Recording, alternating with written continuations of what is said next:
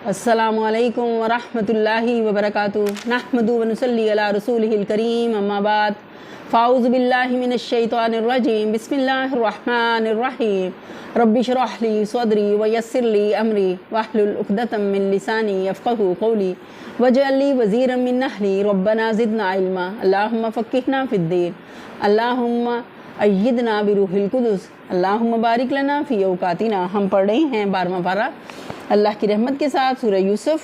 आज हम पढ़ेंगे आयत नंबर 36 से।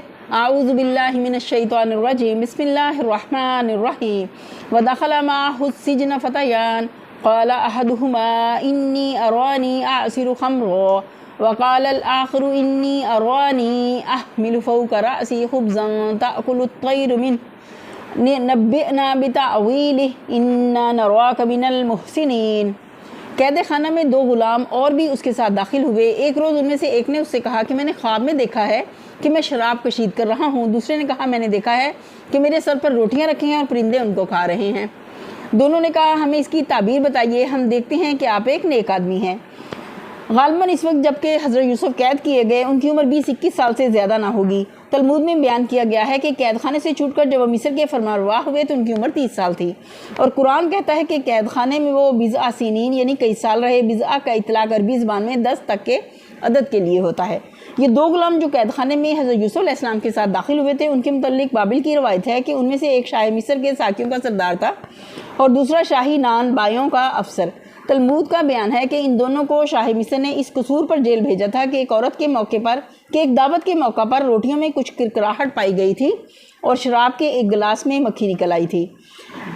अब इससे अंदाज़ा किया जा सकता है कि कैद खाने में हज़रत यूसुफ अलैहिस्सलाम किस निगाह से देखे जाते थे। ऊपर जिन वाक़यात का जिक्र गुजर चुका है इनको पेश नज़र रखने से ये बात काबिल ताज्जुब नहीं रहती कि इन दोनों कैदियों ने आखिर हज़रत यूसुफ ही से आकर अपने ख्वाब की ताबीर क्यों पूछी और उनकी खिदमत में ये नज़र अक़ीदत क्यों पेश की कि इन्ना नराक मिनल मुहसिनीन। जेल के अंदर और बाहर सब लोग जानते थे कि ये शख्स कोई मुजरिम नहीं है बल्कि एक नहायत नेक नफ्स आदमी है। सख्त तरीन आजमाइशों में अपनी परहेज़गारी का सबूत दे चुका है। आज पूरे मुल्क में उससे ज़्यादा नेक इंसान कोई नहीं है। हत्ता कि मुल्क के मजहबी पेशवाओं में भी उसकी नज़ीर मफकूद है। यही वजह थी कि ना सिर्फ कैदी उनको अक़ीदत की निगाह से देखते थे बल्कि कैद खाने के हुक्काम और अहलकार तक उनके मोतक़िद हो गए थे। चुनांचे बाइबल में है कि कैद खाने के दारोगों ने सब कैदियों को जो कैद में थे यूसुफ अलैहिस्सलाम के हाथ में सौंपा था और जो कुछ वो करते उसी के हुक्म से करते और कैद खाने का दारोगा सब कामों की तरफ से जो उसके हाथ में थे बेफिक्र था कि उनको सैयदना यूसुफ अलैहिस्सलाम पे इतना एतकाद था। क़ाला ला यअतीकुमा ताअमुन तुरज़क़ानिही इल्ला नब्बअतुकुमा बितावीली क़ब्ल अन यअतियकुमा ज़ालिकुमा मिम्मा अल्लमनी रब्बी इन्नी तरक्तु मिल्लता क़ौमिन ला युमिनून बिल्लाहि व हुम बिल आखिरति हुम काफ़िरून। यूसुफ अलैहिस्सलाम ने कहा यहाँ जो खाना तुम्हें मिला करता है इसके आने से पहले मैं तुम्हें इन ख्वाबों की ताबीर बता दूंगा। ये इल्म उन अलूम में से है जो मेरे रब ने मुझे अता किए हैं। वाक़या ये है कि मैं इन लोगों का तरीका छोड़कर जो अल्लाह पर ईमान नहीं लाते और आखिरत का इनकार करते हैं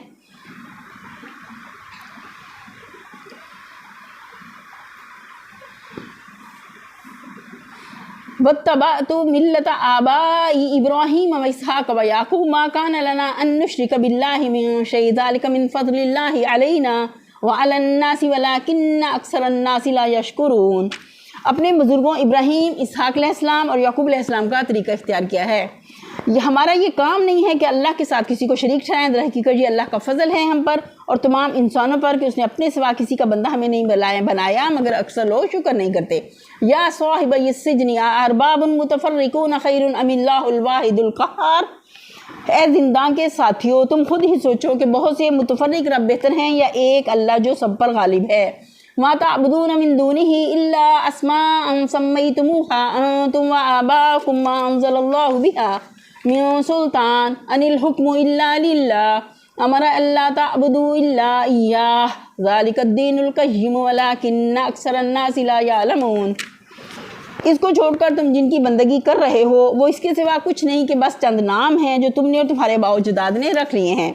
अल्लाह ने उनके लिए कोई सनद नहीं नाज़िल की। फरमारवाई का इक़्तिदार अल्लाह के सिवा किसी के लिए नहीं है। इसका हुक्म है कि खुद उसके सिवा किसी की बंदगी ना करो। यही ठीक सीधा तरीके ज़िंदगी है अक्सर लोग जानते नहीं।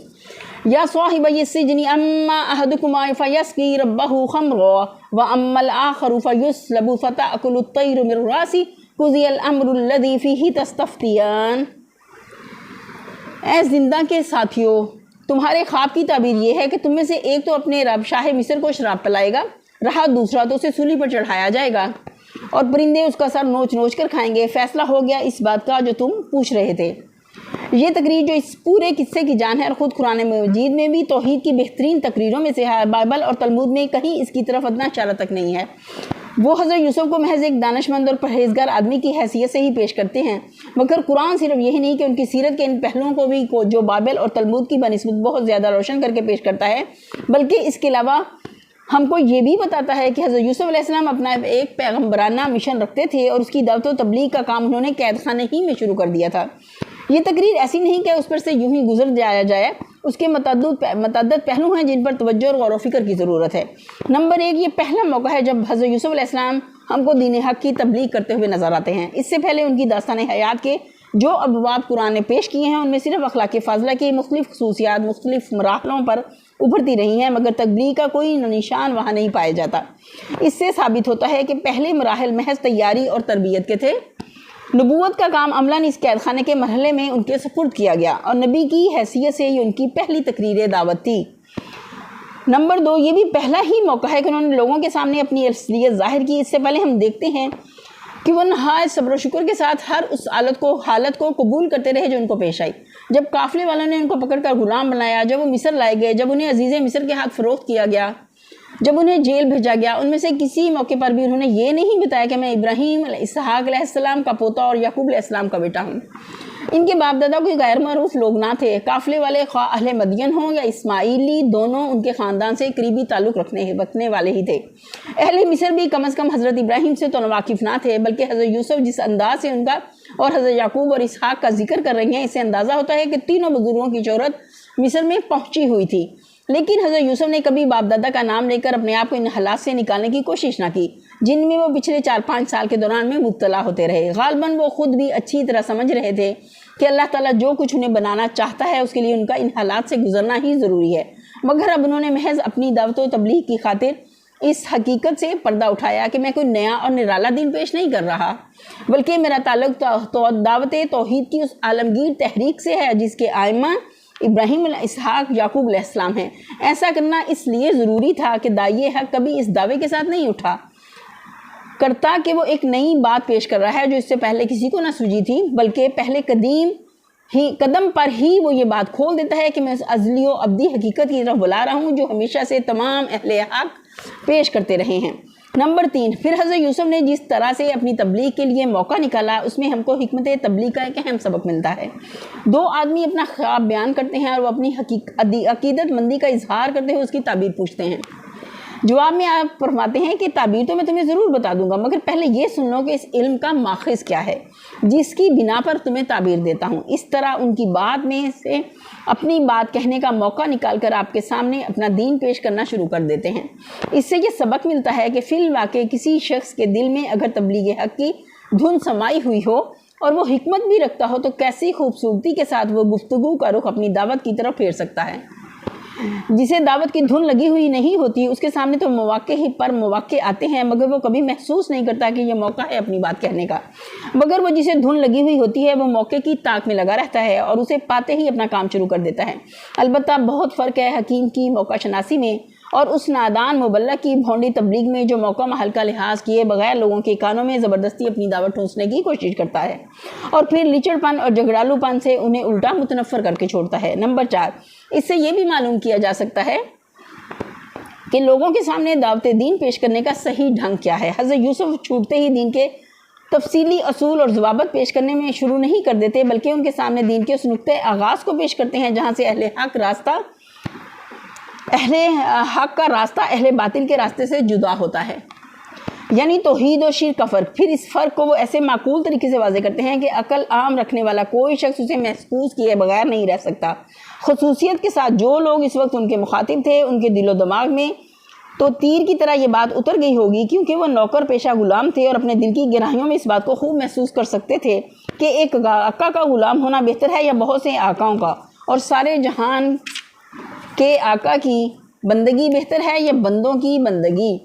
پھر وہ یہ بھی نہیں کہتے کہ اپنا دین چھوڑ اور میرے دین میں آ جاؤ، بلکہ ایک عجیب انداز میں ان سے کہتے ہیں کہ دیکھو اللہ کا یہ کتنا بڑا فضل ہے کہ اس نے اپنے سوا ہم کو کسی کا بندہ نہیں بنایا، مگر لوگ اس کا شکر ادا نہیں کرتے اور خواہ مخواہ خود گھڑ کر اپنے رب بناتے اور ان کی بندگی کرتے ہیں، اور پھر وہ اپنے مخاطبوں کے دین پر بھی تنقید بھی کرتے ہیں، مگر نہایت معقولیت کے ساتھ اور دل آزاری کے ہر شائبہ کے بغیر بس اتنا کہنے پر اتفاق کرتے ہیں کہ یہ معبود جن میں سے کسی کو تم ان داتا، کسی کو خداوند نعمت، کسی کو مالک زمین اور کسی کو رب دولت یا مختار صحت و مرض وغیرہ کہتے ہو، یہ سب خالی کھولی نام ہیں۔ ان ناموں کے پیچھے کوئی حقیقی دانائی و خداوندی اور مالکیت و ربوبیت موجود نہیں ہے۔ اصل مالک اللہ تعالیٰ ہے جسے تم بھی کائنات کا خالق رب و تسلیم کرتے ہو، اور اس نے ان میں سے کسی کے لیے بھی خداوندی اور معبودیت کی کوئی سند نہیں اتاری ہے۔ اس نے تو فرمانروائی کے سارے حقوق اور اختیارات اپنے ہی لیے مخصوص رکھے ہیں، اور اس کا حکم ہے کہ تم اس کے سوا کسی کی بندگی نہ کرو۔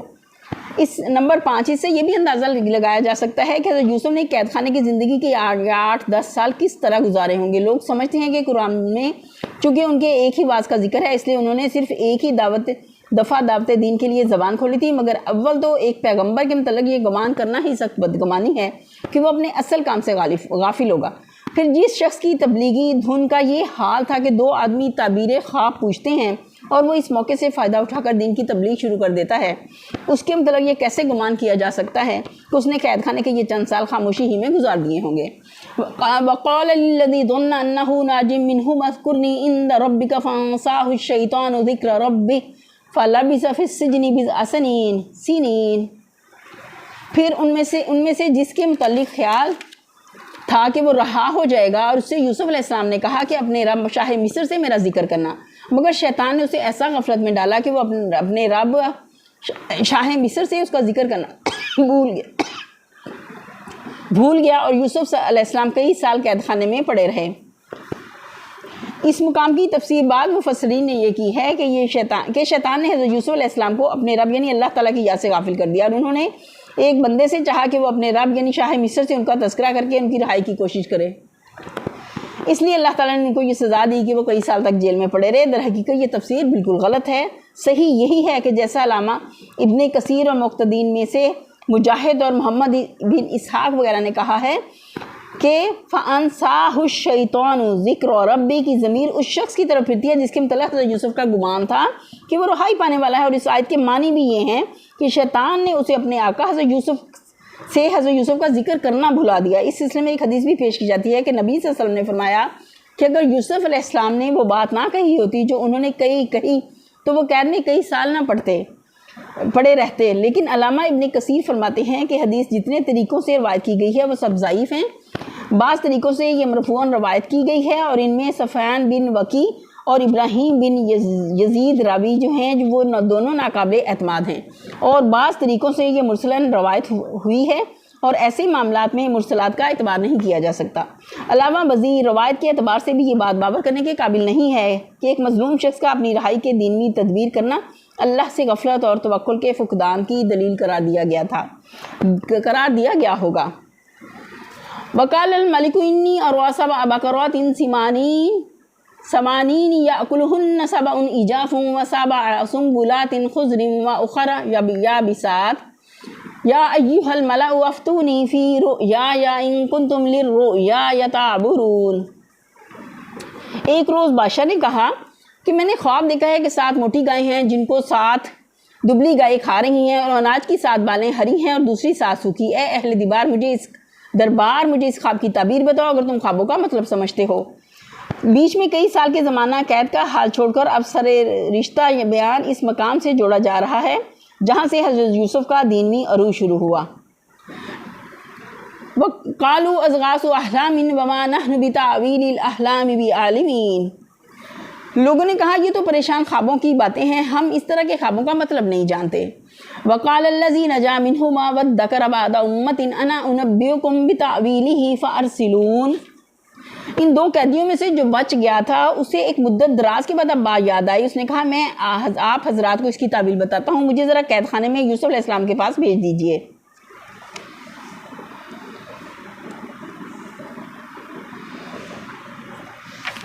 بائبل اور تلمود کا بیان ہے کہ ان خوابوں سے بادشاہ بہت پریشان ہو گیا تھا اور اس نے اعلان عام کے ذریعے سے اپنے ملک کے تمام دانشمندوں، کاہنوں، مذہبی پیشواؤں اور جادوگروں کو جمع کر کے ان سب کے سامنے یہ سوال پیش کیا تھا۔ قرآن نے یہاں اختصار سے کام لیا ہے۔ بائبل اور تلمود سے ان کی یہ تفصیل معلوم ہوتی ہے، اور قیاس بھی کہتا ہے کہ ضرور ایسا ہی ہوا ہوگا کہ سردار ساکی نے یوسف علیہ السلام کے حالات بادشاہ سے بیان کیے، اور جیل میں اس کے خواب اور اس کے ساتھی کے خواب کی جیسی صحیح تعبیر انہوں نے دی تھی اس کا بھی ذکر کیا، اور کہا کہ میں ان سے تعویل پوچھ کر آتا ہوں، مجھے قید خانے میں ان سے ملنے کی اجازت عطا کی جائے۔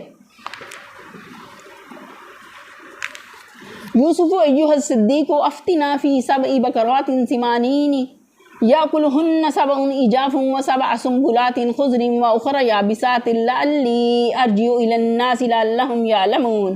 اس نے جا کر کہا یوسف علیہ السلام سے، اے سراپے راستی، مجھے اس خواب کا مطلب بتا کہ 7 موٹی گائیں ہیں جن کو 7 دبلی گائیں کھا رہی ہیں، اور 7 بالیں ہری ہیں اور 7 سوکھی، شاید کہ میں ان لوگوں کے پاس واپس جاؤں اور شاید کہ وہ جان لیں۔ 3 لفظ میں صدیق استعمال ہوا ہے جو عربی زبان میں سچائی اور راست بازی کے انتہائی مرتبے کے لیے استعمال ہوتا ہے۔ اس سے اندازہ کیا جا سکتا ہے کہ قید خانے کے زمانہ قیام میں اس شخص نے یوسف علیہ السلام کی سیرت پاک سے کیسا گہرا اثر لیا تھا، اور یہ اثر ایک مدت دراز گزر جانے کے بعد بھی کتنا راسخ تھا۔ صدیق یعنی ان کی سچائی ان پر پوری طرح عیاں تھی، یعنی آپ کی قدر و منزلت جان لیں اور ان کو احساس ہو کہ کس پائے کے آدمی کو انہوں نے کہاں بند کر رکھا ہے، اور اس طرح مجھے اس وعدے کے ایفا کا موقع مل جائے جو میں نے آپ سے قید خانے کے زمانے میں کیا تھا۔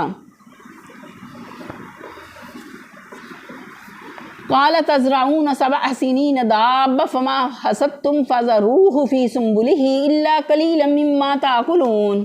یوسف نے کہا 7 برس تک لگاتار تم لوگ کھیتی باڑی کرتے رہو گے، اور اس دوران میں جو فصلیں تم کاٹو ان میں سے بس تھوڑا سا حصہ جو تمہاری خوراک کے کام ہے نکالنا، اور باقی کو اس کے بالوں ہی میں رہنے دو۔ ثم یاتی من بعد ذلك 7 شداد یاکلن ما قدمتم لهن الا قلیلا مما تحسنون۔ پھر 7 برس بہت سخت آئیں گے، اس زمانے میں وہ سب غلہ کھا لیا جائے گا جو تم اس وقت کے لیے جمع کرو گے، اگر کچھ بچے گا تو بس وہی جو تم نے محفوظ کر رکھا ہوگا۔ ثم یاتی من بعد ذلك عام فیہ یغاث الناس وفیہ یعصرون۔ پھر اس کے بعد 1 سال ایسا آئے گا جس میں باران رحمت سے لوگوں کی فریاد رسی کی جائے گی اور وہ رس نچوڑیں گے۔ متن میں لفظ یعصرون استعمال ہوا ہے جس کے لفظی معنی نچوڑنے کے ہیں۔ اس سے مقصود یہاں سرسبزی و شادابی کی وہ کیفیت بیان کرنا ہے جو قحط کے بعد باران رحمت اور دریائے نیل کے چڑھاؤ سے رونما ہونے والی تھی۔ جب زمین سیراب ہوتی ہے تو تیل دینے والے بیج اور رس دینے والے پھل اور میوے خوب پیدا ہوتے ہیں، اور مویشی بھی چارہ اچھا ملنے کی وجہ سے خوب دودھ دینے لگتے ہیں۔ حضرت یوسف علیہ السلام نے اس تعبیر میں صرف بادشاہ کے خواب کا مطلب بتانے ہی پر اکتفا نہ کیا، بلکہ ساتھ ساتھ یہ بھی بتا دیا کہ خوشحالی کے ابتدائی 7 برسوں میں آنے والے قحط کے لیے کیا پیش بندی کی جائے اور غلے کو محفوظ رکھنے کا کیا بندوبست کیا جائے۔ پھر مزید برآں اپنے قحط کے بعد اچھے دن کی آنے کی بھی خوشخبری دے دی جس کا ذکر بادشاہ کے خواب میں نہ تھا۔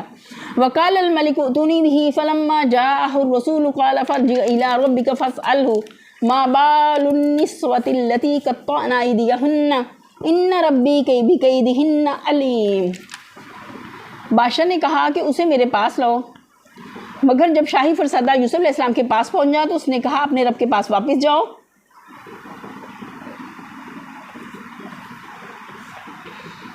اور اس سے پوچھو کہ ان عورتوں کا کیا معاملہ ہے جنہوں نے اپنے ہاتھ کاٹ لیے تھے، میرا رب تو ان کی مکاری سے واقف ہی ہے۔ یہاں سے لے کر بادشاہ کی ملاقات تک جو قرآن نے بیان کیا ہے، جو اس قصے کا ایک بڑا ہی اہم باب ہے جس کا ذکر تلمود اور بائبل میں نہیں ہے۔ بائبل کا بیان ہے کہ بادشاہ کی طلبی پر حضرت یوسف علیہ السلام فوراً چلنے کے لیے تیار ہو گئے، حجامت بنوائی، کپڑے بدلے اور دربار میں حاضر ہوئے۔ تلمود اس سے بھی گھٹیا صورت پیش کرتا ہے۔ اس کا بیان ہے کہ بادشاہ نے اپنے کارندوں کو حکم دیا کہ یوسف کو میرے حضور پیش کرو، اور یہ بھی ہدایت کر دی کہ اگر ایسا نہ کرنا کہ لڑکا گھبرا جائے اور صحیح تعبیر نہ دے سکے۔ چنانچہ شاہی ملازموں نے یوسف علیہ السلام کو قید خانے سے نکالا، حجامت بنوائی، کپڑے بدلوائے، دربار میں لا کر پیش کر دیا۔ بادشاہ اپنے تخت پر بیٹھا، وہاں زود و جواہر کی چمک دمک اور دربار کی شان دیکھ کر یوسف ہکا بکا رہ گئے، ان کی آنکھیں خیرہ ہونے لگی۔ یہ نبی صلی اللہ علیہ وسلم، وہ جو بھی نبی ہوتا ہے اللہ کی طرف سے، یہ بات ان کے شان نہیں ہے جو تلمود نے لکھی ہے۔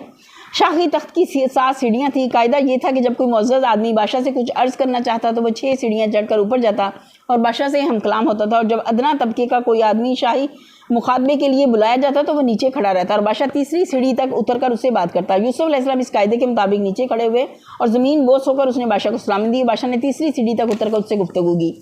اس تصویر میں بنی اسرائیل نے اپنے جلیل القدر پیغمبر کو جتنا گرا کر پیش کیا اس کو نگاہ میں رکھیے، اور پھر دیکھیے کہ قرآن ان کے قید خانے سے نکلنے اور بادشاہ سے ملنے کا واقعہ کس شان اور کس آن بان کے ساتھ پیش کرتا ہے۔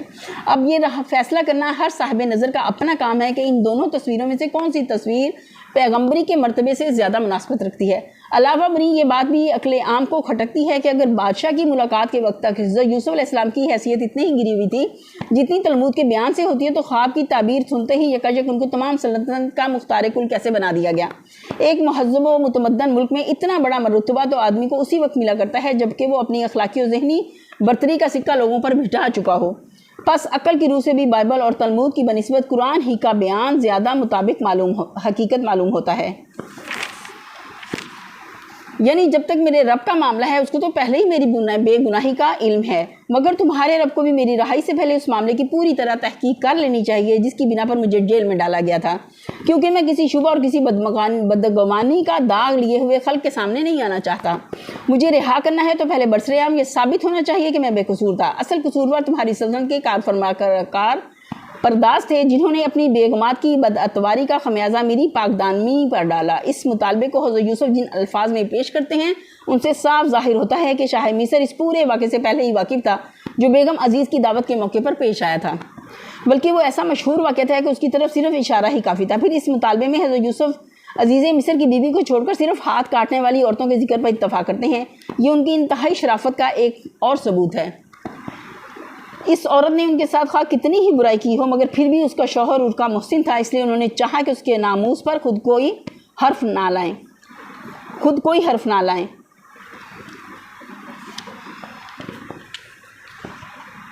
اس سے ان کی عظمت کا پتہ چلتا ہے یوسف علیہ السلام کی۔ قال ما خطبكن اذ راوتن يوسف عن نفسه قلنا حاشا لله ما علمنا عليه من سوء قالت امرأة العزيز الآن حصحص الحق انا راودته عن نفسه وانه لمن الصادقين۔ اس پر بادشاہ نے ان عورتوں سے دریافت کیا تمہارا کیا تجربہ ہے اس وقت کا جب تم نے یوسف کو رجھانے کی کوشش کی تھی؟ سب نے یک زبان ہو کر کہا حاشا للہ، ہم نے تو اس میں بدی کا شائبہ تک نہیں پایا۔ عزیز کی بیوی بول اٹھی اب حق کھل چکا ہے اور میں ہی تھی جس نے اس کو پھسلانے کی کوشش کی تھی، بے شک وہ بالکل سچا ہے۔ ممکن ہے شاہی محل میں ان تمام خواتین کو جمع کر کے ان کی شہادت لی گئی ہو، اور یہ بھی ممکن ہے کہ بادشاہ نے کسی معتمد خاص کو بھیج کر فرداً ان سے دریافت کروایا ہو۔ اندازہ کیا جا سکتا ہے کہ ان شہادتوں نے کس طرح 8-9 سال پہلے کے واقعات کو تازہ کر دیا ہوگا، کس طرح حضرت یوسف علیہ السلام کی شخصیت زمانہ قید کی طویل گمنامی سے نکل کر یکا یک پھر سطح پر آ گئی ہوگی، وہ کس طرح مصر کے تمام شرافت معززین، متوسطین اور عوام تک آپ کا اخلاقی وقار قائم ہو گیا ہوگا۔ اوپر بائبل اور تلمود کے حوالے سے یہ بات گزر چکی ہے۔ بادشاہ نے اعلان عام کر کے تمام مملکت کے دانشمندوں اور علماء اور پیروں کو جمع کیا تھا اور وہ سب اس کے خواب کا مطلب بیان کرنے سے عاجز ہو چکے تھے۔ اس کے بعد یوسف علیہ السلام نے اس کا مطلب بتایا۔ اس واقعے کی بنا پر پہلے ہی سے سارے ملک کی نگاہیں آپ کی ذات پر مرتکز ہو چکی ہوں گی۔ پھر جب بادشاہ کی طلبی پر آپ نے باہر نکلنے سے انکار کیا ہوگا تو سارے لوگ اچنبے میں پڑ گئے ہوں گے کہ یہ عجیب قسم کا بلند حوصلہ انسان ہے جس کو 8-9 برس کی قید کے بعد بادشاہ وقت مہربان ہو کر بلا رہا ہے اور وہ پھر بھی بے تاب ہو کر دوڑ نہیں پڑتا۔ پھر جب لوگوں کو معلوم ہوا ہوگا کہ یوسف علیہ السلام نے اپنی رہائی قبول کرنے اور بادشاہ وقت کی ملاقات کو آنے کے لیے کیا شرط پیش کی ہے تو سب کی نگاہیں اس تحقیقات کے نتیجے پر لگ گئی ہوں گی، اور جب لوگوں نے اس کا نتیجہ سنا ہوگا تو ملک کا بچہ اش کرتا رہ گیا ہوگا کہ کس قدر پاکیزہ سیرت کا ہے یہ انسان جس کی طہارت نفس پر آج وہی لوگ گواہی دے رہے ہیں جنہوں نے مل جل کر کل اسے جیل میں ڈالا تھا۔ اس صورتحال پر اگر غور کیا جائے تو اچھی طرح سمجھ میں آ جاتا ہے کہ اس وقت حضرت یوسف کے بام عروج پر پہنچنے کے لیے کس طرح فضا سازگار ہو چکی تھی۔ اس کے بعد یہ بات کچھ بھی قابل تعجب نہیں رہتی کہ حضرت یوسف علیہ السلام نے بادشاہ سے ملاقات کے موقع پر خزائن ارض کی سپردگی کا مطالبہ کیسے بے دھڑک پیش کر دیا اور بادشاہ نے اسے کیوں بے تعامل قبول کر لیا۔ اگر بات صرف اسی قدر ہوتی کہ جیل کے قیدی نے بادشاہ کے خواب کی تعبیر بتا دی تھی تو ظاہر ہے کہ اس پر وہ زیادہ سے زیادہ کسی انعام کا اور خلاصی پا جانے کا مستحق ہو سکتا تھا۔ اتنی سی بات اس کے لیے تو کافی نہیں ہو سکتی تھی کہ وہ بادشاہ سے کہے کہ خزائن ارض میرے حوالے کر دو، بادشاہ کہہ دے کہ لیجیے سب کچھ حاضر ہے۔ ذَلِكَ لِيَعْلَمَ أَنِّي لَمْ أَخُنْهُ بِالْغَيْبِ وَأَنَّ اللَّهَ لَا يَهْدِي كَيْدَ الْخَائِنِينَ۔ یوسف علیہ السلام نے کہا اس سے میری غرض یہ تھی کہ عزیز یہ جان لے کہ میں نے در پردہ اس کی خیانت نہیں کی تھی، اور یہ کہ جو خیانت کرتے ہیں ان کی چالوں کو اللہ کامیابی کی راہ پر نہیں لگاتا۔ یہ بات غالباً حضرت یوسف علیہ السلام نے اس وقت کہی ہوگی جب قید خانے میں آپ کو تحقیقات کے نتیجے کی خبر دی گئی ہوگی۔